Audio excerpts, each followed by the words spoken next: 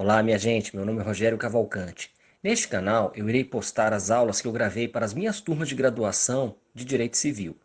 A metodologia era a seguinte: com antecedência, eu gravava as aulas e postava e avisava para a turma. No horário determinado, eu entrava em algum aplicativo para encontro virtual com os alunos e sanava as dúvidas porventura existentes.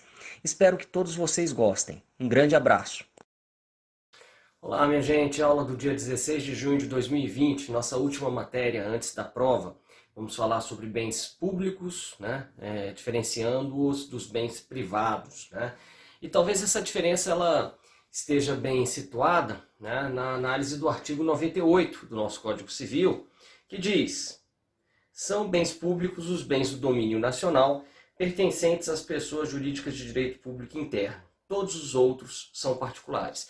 Então, ele meio que fala sobre bem público, ele usa o critério para dizer o que é bem público, bem particular, a partir da noção de domínio. Quem é o dono?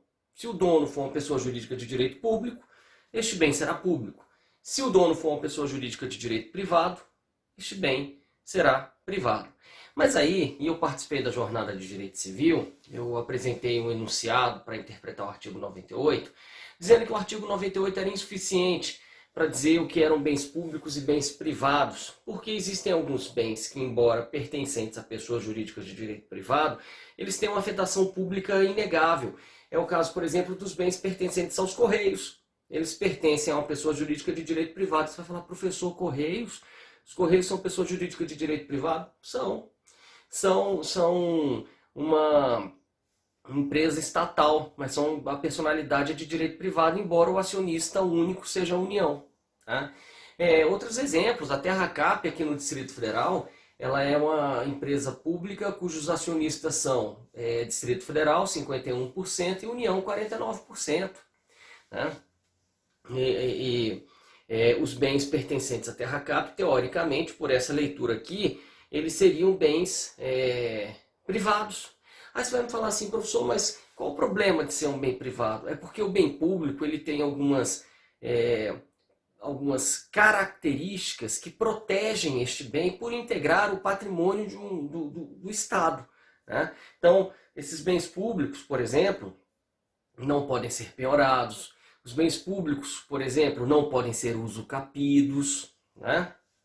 E aí, quando você tem bens cuja destinação é inequivocamente pública, mas pertence a uma pessoa jurídica de direito privado, a gente percebe a insuficiência desse conteúdo de lei. Mas vocês sabem também que eu não gosto de ficar dizendo assim, a lei é insuficiente, vamos inventar mais coisa. Não, não é do meu feitio.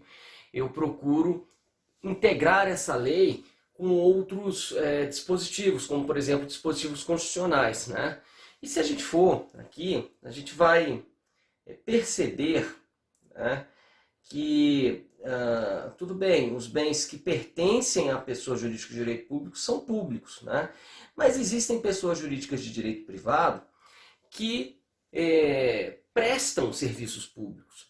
Se eu permitir que estes bens, que são de pessoas jurídicas de direito privado, mas que prestam serviço público, e afetam esses bens à prestação de serviço público. Se eu permitir tratá-los como seriam tratados quaisquer outros bens privados, eu posso ter o próprio serviço público que depende desse bem ameaçado. Por exemplo, se ele for usucapido, por exemplo, se ele for penhorado. Tá? Então, mas isso me remete também a falar um pouquinho sobre os atributos dos bens públicos. Quais são eles? Inalienabilidade relativa, não oneração, impenhorabilidade, impossibilidade de uso capião. Vamos analisar conceito por conceito para aí a gente entender essa questão com mais consistência. Né?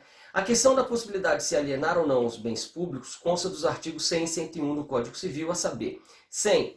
Os bens públicos de uso comum do povo e os de uso especial não são, são inalienáveis enquanto conservarem a sua natureza.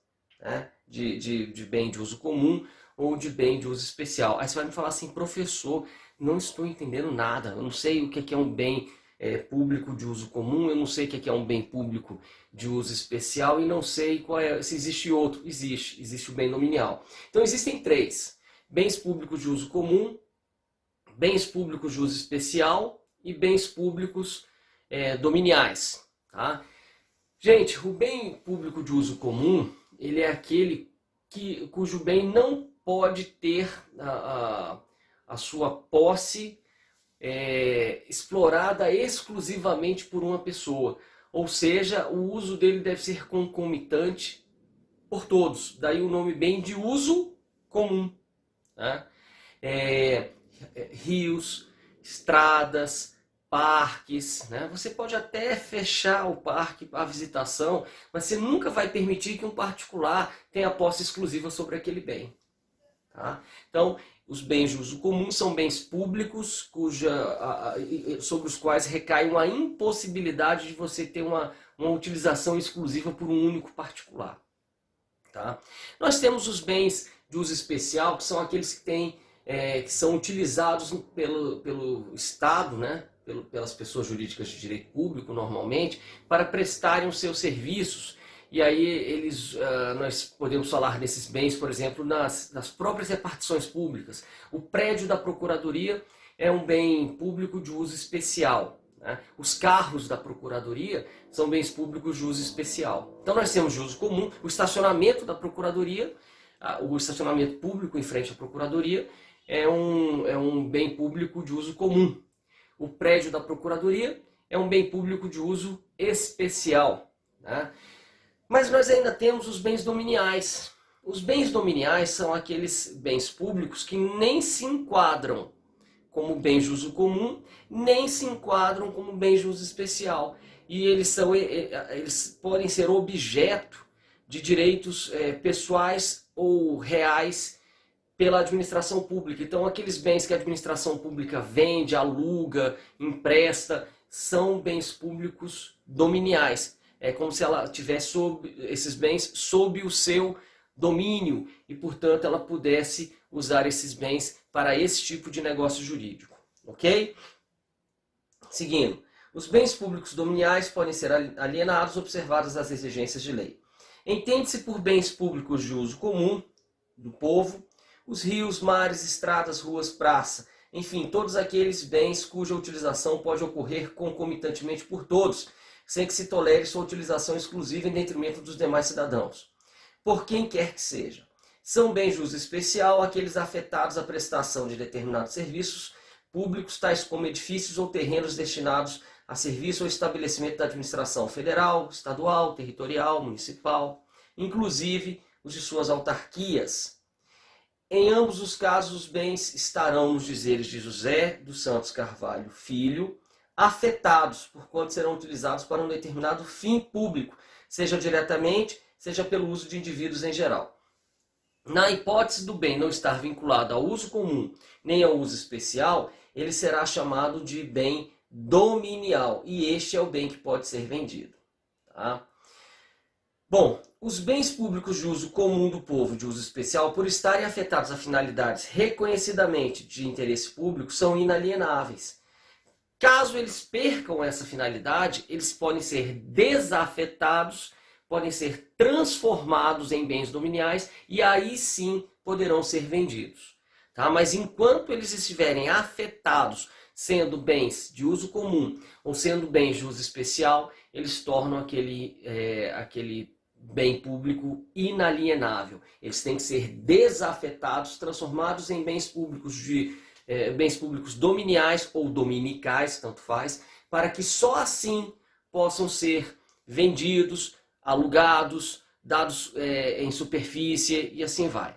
Tá bom? Seguindo.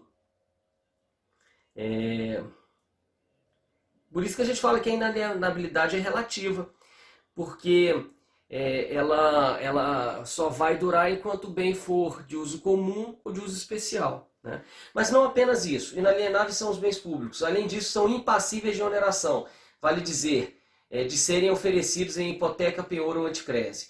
Ora, os bens públicos são impenhoráveis. Assim, de nada valeria oferecê-los como garantia real se não cumprida a obrigação, se eles fossem vendidos em juízo, porque eles não podem ser penhorados. Então, não poder ser penhorado, ser inalienável, isso tudo está relacionado. Do que adianta eu penhorar? O que é penhorar, gente? Penhorar é quando o juiz vem, fica já em sentença estabelecido que você está devendo, né? Ele não pode vender, os bens públicos são inalienáveis, então ele não pode penhorar esse bem para leiloar esse bem, porque ele é inalienável.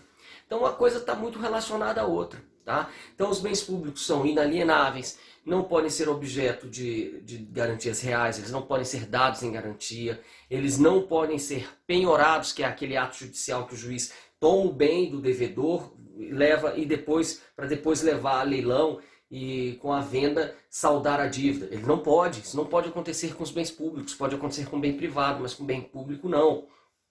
Tá? E não podem ser usucapidos. Tá?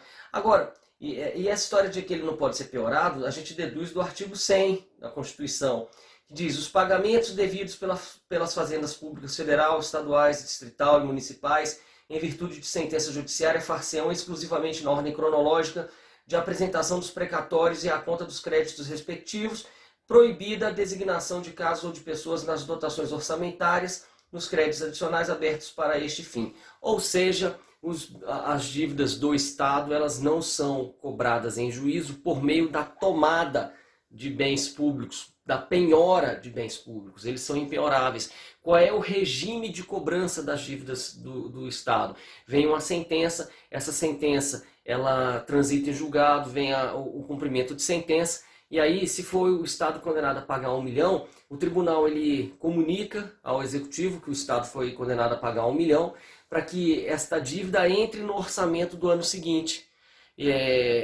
Expede-se para isso que a gente chama de precatório. Aí os precatórios eles são expedidos e eles incorporam o valor da dívida. Né? Então, precatório oriundo do processo tal, da sentença dada nesse processo que condenou o Distrito Federal a pagar 1 milhão de reais. Está lá o precatório. Isso é comunicado ao Poder Executivo, que depois ele acrescenta esses precatórios no orçamento do ano seguinte e teoricamente pagaria no ano seguinte essa dívida, né? Mas a gente sabe que os precatórios, principalmente de municípios e estados, estão um pouco atrasados e a gente ainda está pagando precatório aí do ano 2000 e pouco, né? Bom, mas de qualquer forma, é este o procedimento de pagamento das dívidas do Estado, né? Ele não tem seus bens penhorados. Ok? Seguindo. Por fim, os bens públicos não podem ser usucapidos por expressa determinação do artigo 102, que diz: os bens públicos não estão sujeitos a uso capião. Todos esses atributos aprofundam a necessidade de distinção entre bens públicos e bens privados. É por conta disso que é importante saber o que é bem público e o que é bem privado. E é por conta disso que nem todo bem pode ser considerado um bem público, ainda que ele pertença a uma empresa estatal. Não são todos os bens do Banco do Brasil que são considerados bens públicos. Aliás, pelo nosso Código Civil, eu só poderia considerar bem público aquele pertencente a pessoas jurídicas de direito público. Eu não poderia considerar bens públicos aqueles pertencentes a pessoas jurídicas de direito privado, ainda que essas pessoas jurídicas sejam empresas estatais. E aí vocês devem lembrar que quando a gente falou de pessoas jurídicas, a gente falou que as pessoas jurídicas de direito público eram direito público interno, União, Estados, municípios, DF, territórios, respectivas fundações públicas e autarquias, além das associações públicas. São essas as pessoas jurídicas de direito público. Né? Agora, nós temos na administração pública brasileira chamadas empresas estatais, que são sociedades de economia mista e são empresas públicas. Né? É o exemplo da sociedade de economia mista, o Banco do Brasil, a Petrobras, da empresa pública, a Terracap, a Caixa Econômica, os Correios. São empresas cujos acionistas majoritários são pessoas jurídicas de direito público, são o Estado.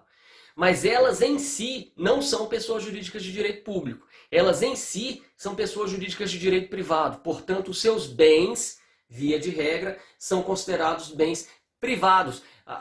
Aliás, pela lei, eles só poderiam ser bens privados, mas aí, esse raciocínio que eu falei para vocês no iníciozinho da aula, né?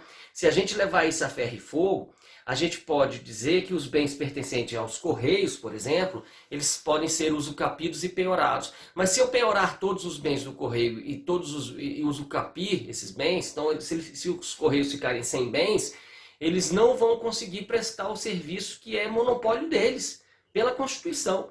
E aí, gente, a gente vai ter uma falha, uma quebra na prestação do serviço. Então, para que eu não consiga, para que eu não tenha esta quebra na prestação do serviço, é que eu digo que pela interpretação do Código Civil, segundo o artigo 175 da nossa Constituição, eu acabaria tendo aqui, ó, 175.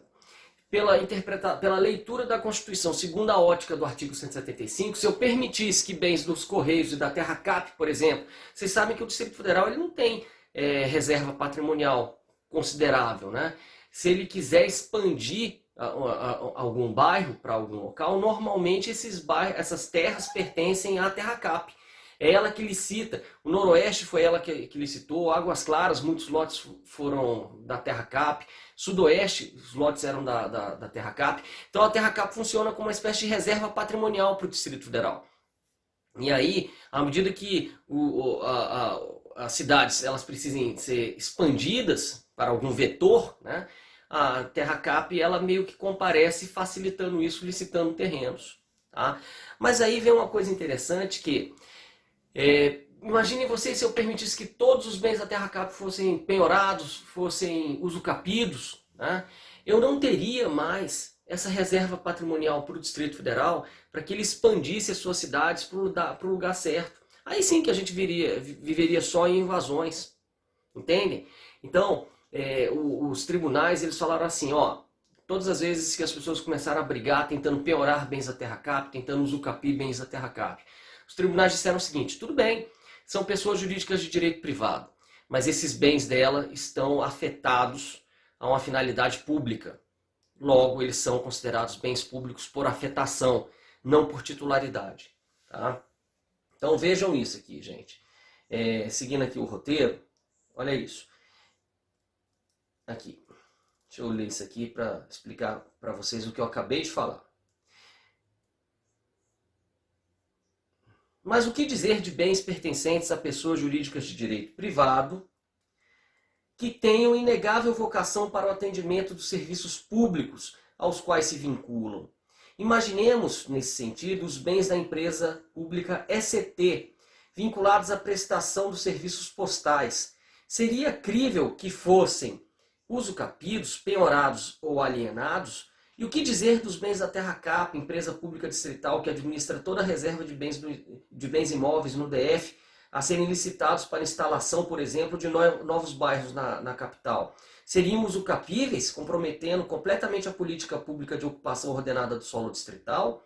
Em última análise, estaria ameaçada a prevalecer a literal disposição do artigo 98, o princípio da continuidade na prestação dos serviços públicos, artigo 175 da Constituição, quando eles forem executados por pessoas jurídicas de direito privado, caso parte de seu patrimônio, por exemplo, seja, por exemplo, penhorado ou usucapido. Assim, a fim de se evitar tal inconveniente, ainda que intuitivamente, duas soluções seriam possíveis para o presente caso. Primeira delas, admitir-se que a enumeração dos bens públicos do artigo 98 não é exaustiva, ou será estendido para os bens privados o regime jurídico de bens públicos. A jurisprudência nacional, nos casos como acima apontados, parece haver sufragado a primeira corrente. Vejamos, agravo regimental, ação reivindicatória, Terra Cap, negativa de prestação jurisdicional, artigo 535 CPC, assim vai. Bens públicos pertencentes à Terra Cap, impossibilidade de uso capião. Então, o STJ já falou que os bens da Terra Cap são bens públicos, mesmo ela sendo uma pessoa jurídica de direito privado. Ementa constitucional, processo civil, empresa pública prestadora de serviço público, execução por precatório. Os bens da ECT, uma empresa pública prestadora de serviço público, são impenhoráveis, porque ela integra o conceito de fazenda pública, compatibilidade com a Constituição. Então, eu acabo dizendo então que esses bens são bens públicos por destinação. Tá certo, gente? Convém salientar, por fim, que a doutrina também se mostra dividida entre as duas correntes. Celso Antônio Bandeira de Mello assim define bens públicos. Bens públicos são todos os bens que pertencem às pessoas jurídicas de direito público, isto é, União, Estados, DF, municípios, autarquias, fundações públicas, etc. Bem como os que, embora não pertencentes a tais pessoas, estejam afetados à prestação de um serviço público. Em sentido diverso, tem José dos Santos Carvalho Filho, que diz: por conseguinte, o regime jurídico dos bens das pessoas privadas da administração será em princípio aplicável às demais pessoas privadas. Pode ocorrer que, excepcionalmente, a lei instituidora da pessoa administrativa disponha de modo diverso, criando alguma regra especial de direito público. Essa norma, é claro, será derrogatória dos princípios de direito privado. Mas não parece ter sido aqui prevaleceu. Os tribunais parecem simplesmente considerar bens afetados à prestação de serviços públicos, de terracap, de correios, como bens também públicos, ok? E foi isso que foi aprovado nesse enunciado 287 da Jornada de Direito Civil, que é uma jornada em que eles reúnem vários professores de vários locais do Brasil. Eu propus esse enunciado e ele foi aprovado. O critério de classificação dos bens indicados no artigo 98 do Código Civil não exaure a enumeração dos bens públicos, podendo ainda ser classificado como tal o bem pertencente à pessoa jurídica de direito privado que esteja afetada à prestação de serviços públicos. Tá? Bom, gente, vocês vão ver com muito mais calma o que significa um bem público, um bem privado, quando vocês estiverem fazendo aula de administrativo, né? Aqui já vai, então, a primeira pincelada, né? Saibam quais são os bens públicos, são aqueles pertencentes a pessoas jurídicas de direito público e são aqueles afetados à prestação de serviço público. Saibam também que os bens públicos eles podem ser de três naturezas. Eles podem ser bens de uso comum, bens de uso especial e bens dominiais. E saibam também das características que dizem respeito aos bens públicos. A inalienabilidade relativa, não onerabilidade, que é você não poder dar eles em garantia, a impenhorabilidade, a impossibilidade de uso capião. Ok, minha gente? Acho que com isso tá tudo certo. Vamos lá tomar uma água, que na volta a gente vai tratar de bem de família legal e convencional. Bom, gente, falando de bem de família, trocando em miúdos, né? Como a gente vocês já devem ter ouvido falar nisso hoje em dia, que o único imóvel residencial da família é impenhorável. Ele não pode ser tomado por dívidas, né? Isso é para garantir um pedaço de terra, ou melhor dizendo, garantir um teto para a família, apesar dela dever, né? Tem gente que diz que isso decorre do princípio da dignidade da pessoa humana, mas na realidade isso foi uma decorrência até mesmo do direito americano moderno, né? Mais precisamente ainda do direito texano moderno. O Texas, quando se separou do México, viveu brevemente como uma república independente, e nessa república eles criaram essa ideia do que a gente hoje chama de bem de família, né? Então, está aqui no roteiro. A ideia, ao contrário de tantos outros dispositivos de direito privado, não é de origem romana. Ela remonta ao dia 26 de janeiro de 1839, quando o Homestead Act, da então República do Texas, garantiu a todos os cidadãos ou chefes de família naquele território 50 hectares de terra ou de um lote da cidade, incluindo seu domicílio e melhorias, não superiores a 5 centenas de dólares em valor.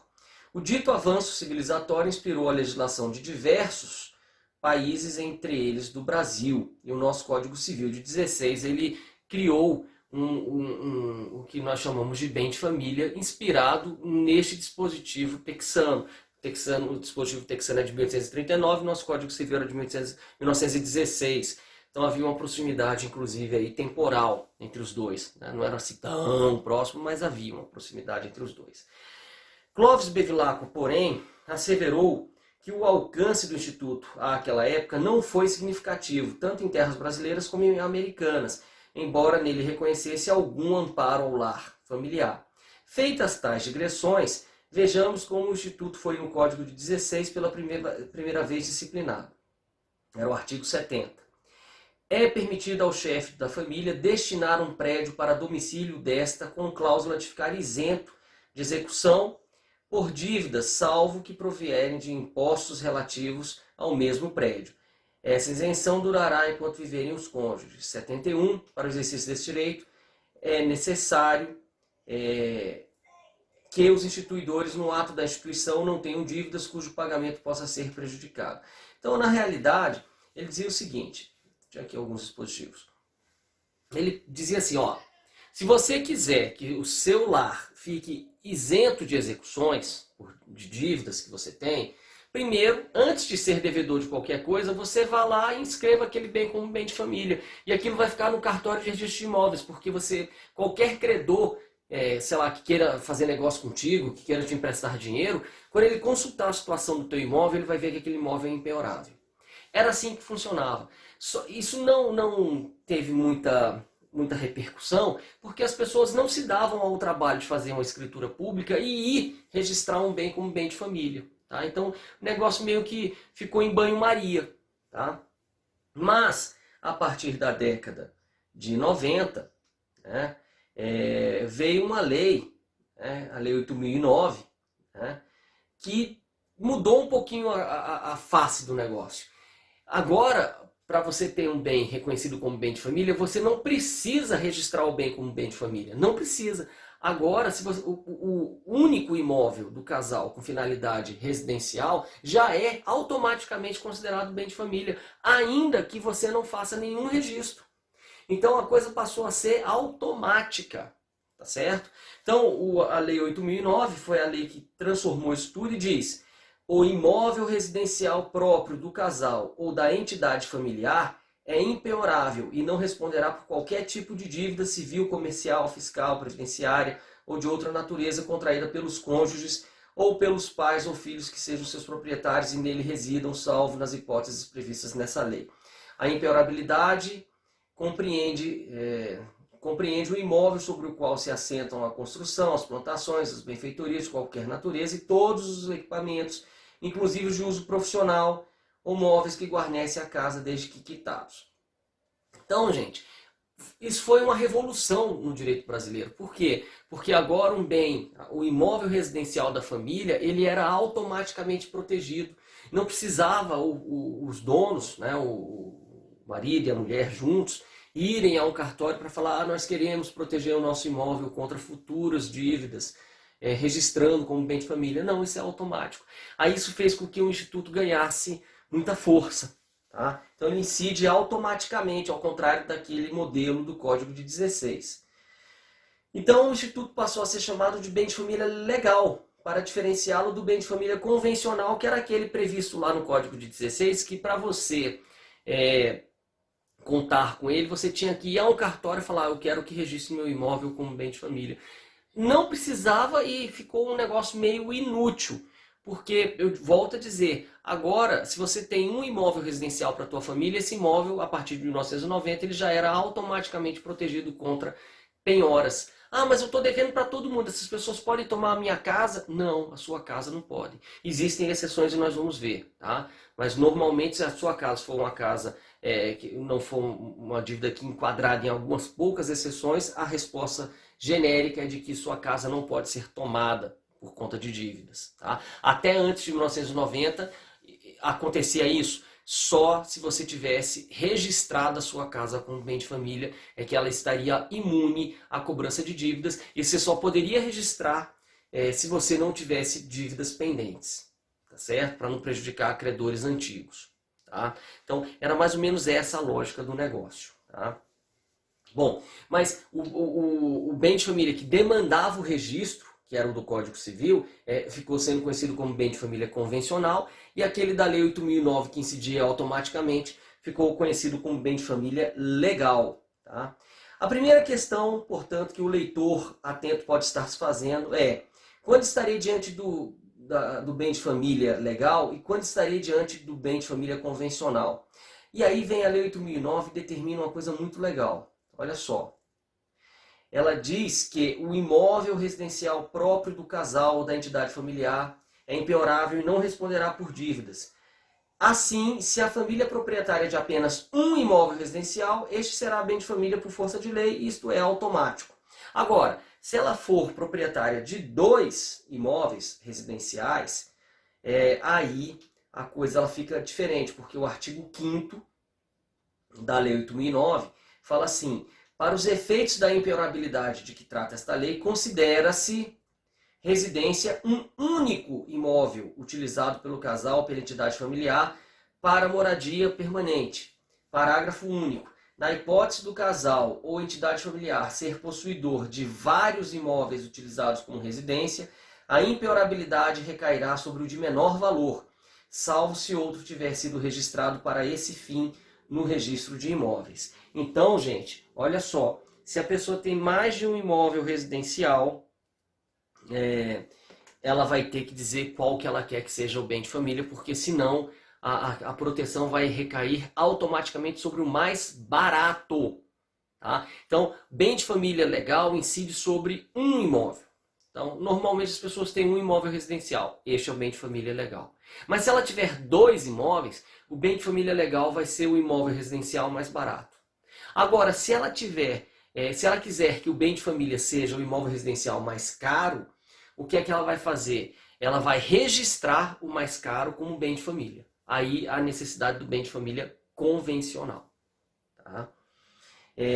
Bom, possuindo, portanto, o mesmo proprietário mais de um imóvel residencial, será, segundo a dicção da norma estudada, o bem de família legal aquele de menor valor, a menos que o proprietário institua o mais caro como bem de família. Nessa hipótese, como a instituição do bem de família decorre da vontade da parte e não deriva automaticamente da lei, chamamos o bem indicado pelo proprietário de bem de família voluntário ou convencional. A leitura proposta da Lei 8.009 pode sugerir que a identificação do bem de família seja questão muito simples, sem tantos debates sobre ela, travados. Ocorre, contudo, que a multiplicidade de litígios levados ao Poder Judiciário fez com que a jurisprudência complementasse o alcance da norma quanto à identificação do bem de família, aclarando alguns pontos que estavam um pouco obscuros. Nessa esteira, o primeiro artigo ele já nos remete a uma questão muito interessante. Ele fala que o bem é um bem de família, o imóvel residencial do casal, da família, etc. E se o sujeito viver, se o cara for solteiro, o imóvel residencial dele vai ser protegido contra penhoras? Vai.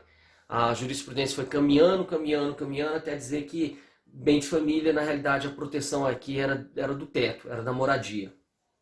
Então, ainda que seja família de um homem só, de uma mulher só, é família.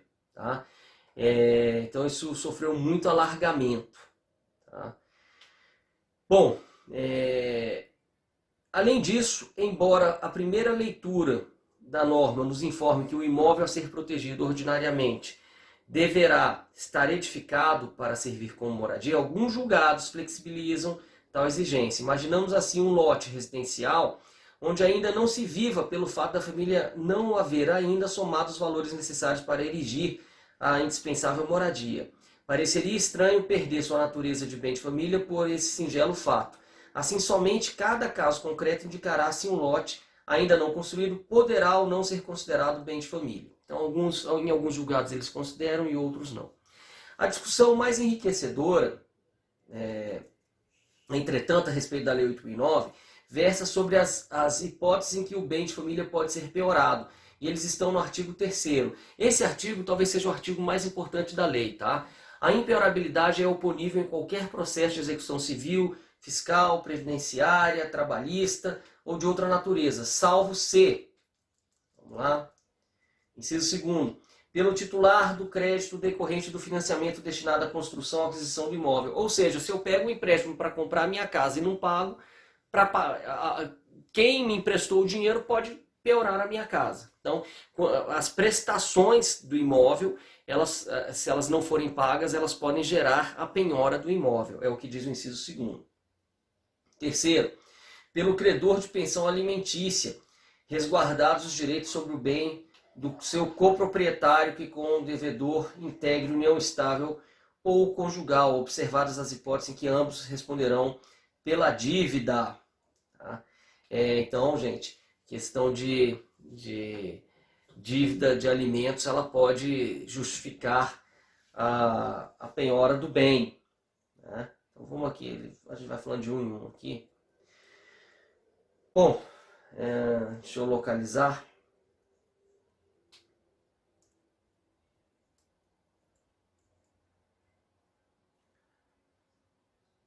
Vamos lá, só um minuto aqui. E ainda só uma observação sobre essa história da possibilidade de penhora do bem de família por alimentos. Saibam vocês que nós temos dois tipos de dívidas mais famosas, né, de alimento.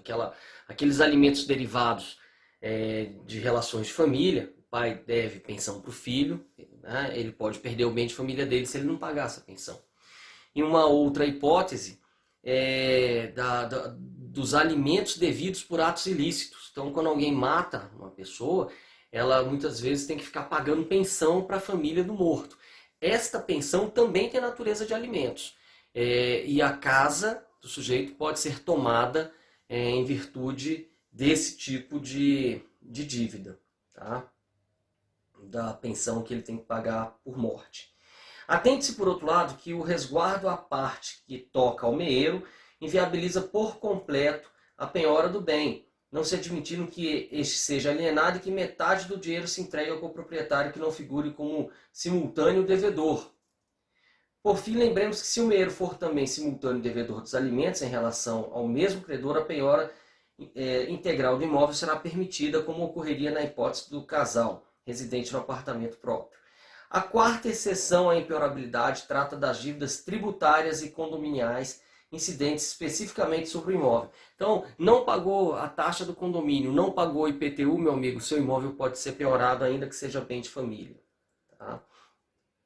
Além disso, as dívidas relativas à ausência de contribuição, chamados condomínios irregulares, ou parcelamentos por moradores do malfadado loteamento, não ensejam a penhora do mencionado bem, porque isso não tem natureza de condomínio, tem natureza de associação. Quanto ao quinto inciso do artigo, ele torna penhorável o imóvel familiar para execução de hipoteca sobre o bem. Gente, mas aí a hipoteca é o seguinte, você precisa de um dinheiro emprestado e você oferece a sua residência como garantia desse pagamento. Aí depois, se você não paga essa dívida, eles vão tomar a tua residência. Aí você fala, não, é bem de família. Pela letra da lei não poderia. O STJ tem flexibilizado esse dispositivo, dizendo que a proteção ao bem de família permanece se a hipoteca não beneficiou a toda a família. Né? Então, se ela foi uma aventura isolada do marido ou da mulher, sem que isso trouxesse esse dinheiro ou se revertesse para o bem da família, o imóvel residencial continua impenhorável. Tá? Agora, se o marido e a mulher pegam aquele bem, hipotecam para ter um empréstimo, para fazer girar a empresa que sustenta a família, aquele empréstimo foi para o benefício de toda a família e aí isso torna o bem de família penhorável. Então, quanto à execução da hipoteca sobre o bem, quando oferecido como garantia real pelo casal ou pela entidade familiar. Nesses casos, busca-se perquirir se o oferecimento do bem hipoteca garantiu dívida que fora tomada para beneficiar o grupo familiar ou não. Na hipótese de responder positivamente à questão, a penhora é aceitável, caso contrário, não. A sexta exceção ocorre quando a aquisição do bem de família se deu como fruto de ato ou atividade criminosa, ou quando houver sentença penal condenatória a ressarcimento. Então, se o sujeito ele cometeu um crime, o bem de família não pode ser resguardado se o sujeito tem que ressarcir este crime. Tá? Então, agora, olha que coisa interessante. Mesmo na seara civil, será necessário estabelecer o nexo de causalidade entre a compra do bem de família e a origem criminosa do numerário. Na segunda hipótese versada no inciso 6º, não há, ao menos na literalidade do dispositivo, necessidade de estabelecimento da correlação de causa e efeito entre crime, objeto da sentença, e a aquisição do bem de família. No entanto, demanda-se a existência do requisito formal, a execução de sentença penal condenatória a ressarcimento ou o perdimento de bens. A última exceção à impenhorabilidade, talvez a mais frequentemente vista nos tribunais brasileiros, é fiança. Gente, fiador é uma tristeza. O fiador ele pode ser condenado a perder o seu bem de família se ele garantir um contrato de locação. Não é qualquer fiança, é apenas fiança em contrato de locação.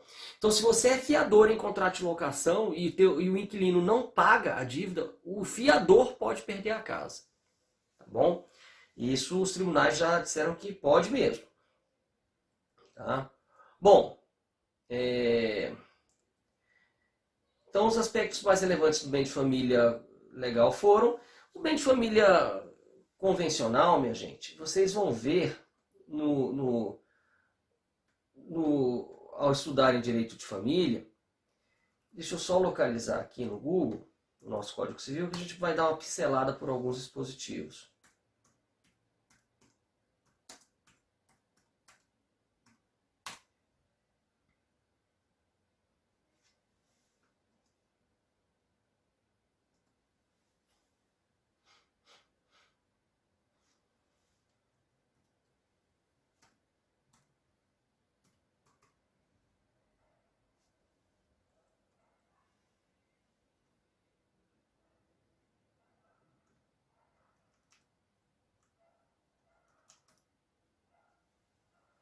Então, vamos lá.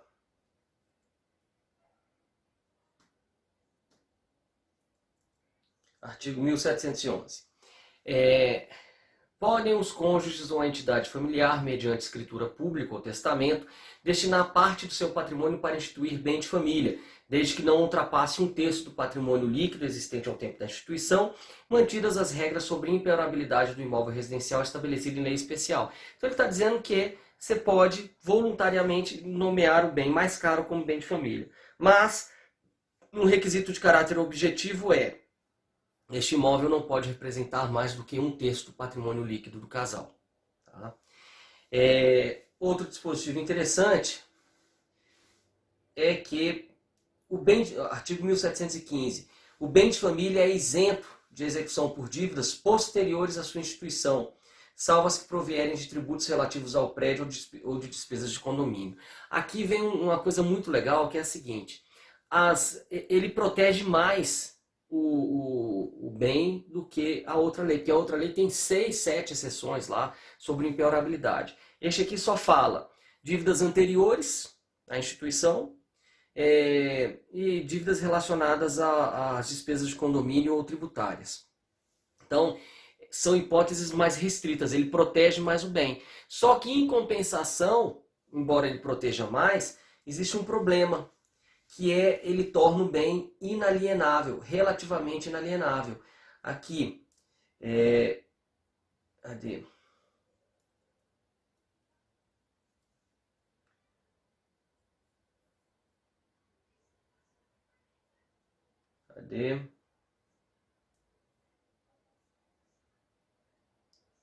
Só localizar aqui. 1714. Vamos ler aqui o que a gente acha. O bem de família que era instituído pelos cônjuges ou por terceiro constitui-se pelo registro de seu título no registro de imóveis. Artigo 1717. O prédio e os valores mobiliários constituídos como bem de família não podem ter destino diverso do artigo 1712 ou serem alienados sem o consentimento dos interessados, dos representantes legais ou do Ministério Público. Então, o artigo 1717, ele diz que o bem de família convencional, para que ele possa ser vendido, ele precisa de autorização judicial. Então, só para vocês entenderem, o bem de família legal, ele costuma incidir sobre um imóvel. Se você quiser, se você tem 2 ou 3 ou 4 imóveis residenciais, se você quer o mais caro deles como bem de família, aí você vai ter que fazer o bem de família convencional. Aí você vai ter que registrar o bem como bem de família e, ao registrar, você isenta esse bem de penhora. Ok, salvo as dívidas anteriores à instituição, dívidas relativas à IPTU e a condomínio. Beleza, ficou bem protegido, não ficou? Ficou. Mas aí vem um problema. O artigo 1717 ele diz que o bem de família convencional ele torna o bem inalienável. Você não pode vender mais um imóvel, só com autorização do juiz, havendo uma justa causa, ouvido o Ministério Público. E isso, gente, para acabar com esse bem, é uma loucura, é uma canseira, viu?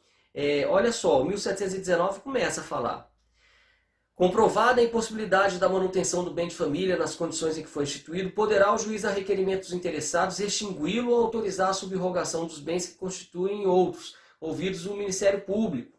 Salvo disposição em contrário do ato de instituição, a administração do bem de família compete aos 2 cônjuges. A dissolução da sociedade conjugal não extingue o bem de família. Dissolvida a sociedade conjugal pela morte de um dos cônjuges, o sobrevivente poderá pedir a extinção do bem de família se for o único bem do casal. Extingue-se igualmente o bem de família com a morte de ambos os cônjuges e a maioridade dos filhos, desde que não sujeitos à curatela.